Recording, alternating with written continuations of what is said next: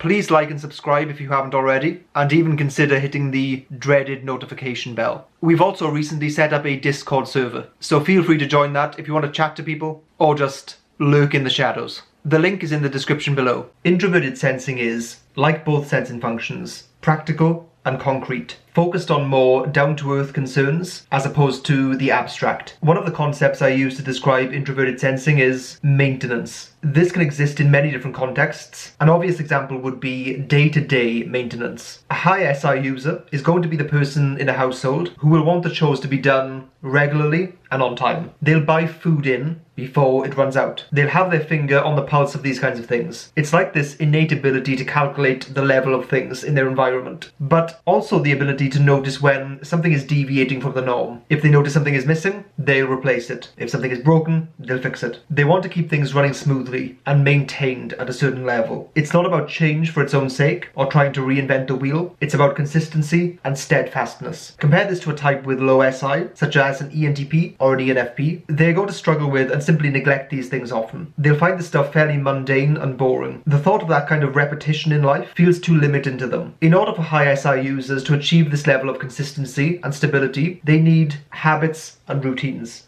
Any type with SI in a high or valued position is going to enjoy their routines and habits. They create structure in their life this way. Notice the distinction between systems and habits. Systems can be external things that you create to help you, whereas a habit is something you actually do yourself regularly. If you know someone who is an extreme creature of habit, then they're likely to be a high or valued SI user. The function of SI derives a great deal of comfort in the known and the familiar. So this function often makes types who have it high sound boring, and I think this is an annoying conclusion to come to. By definition, almost anyone who is exceptional at something has put in a mind-numbing amount of repetitions and consistency. So in many ways, high SI users are calibrated in a way that lends itself really well to achieving mastery. When you see a craftsperson, a sportsperson, a musician, an artist who is at a very high level, they're just as likely to be a high SI user as any other type. In fact, in certain areas, such as music, where the principles that underlie learning to play musical instruments have remained the same for sometimes hundreds of years, it might be very advantageous to have high SI.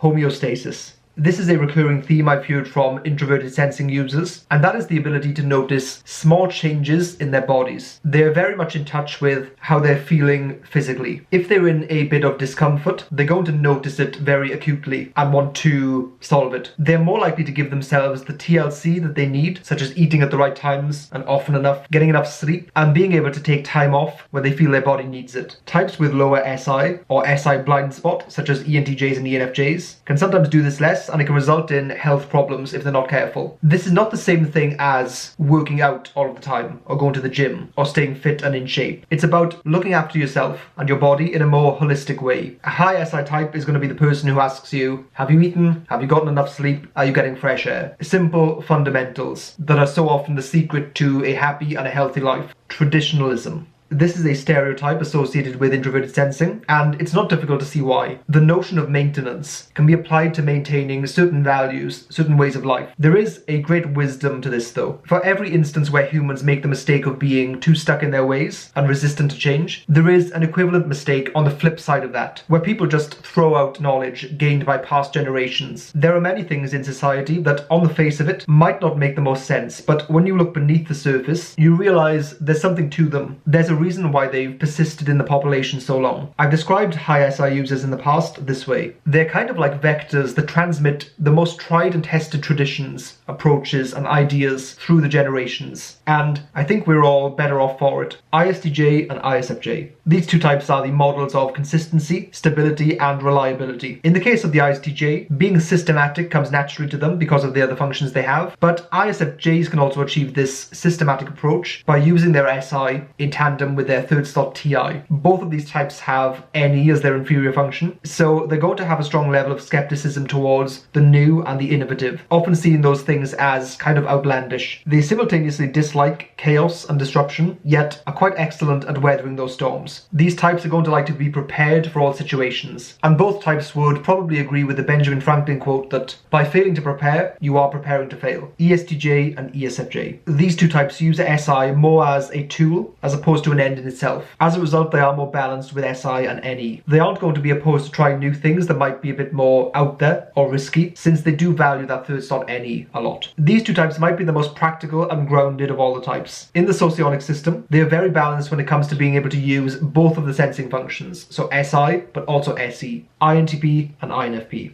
These two types will find comfort and relief in their SI, often having habits and routines they'll fall back on when needed. These will tend to be quite physical in nature, such as eating the same kinds of meals or even wearing the same outfits. They're often in their heads or their own worlds, so these habits can be a way for them to automate their lives. ENTP and ENFP. These types have an imbalanced relationship with SI. They can neglect things like their physical health and end up living very unstable lives if they're not careful. Having SI as their inferior function can make them quite ungrounded, constantly chasing the new at the expense of putting down firm roots.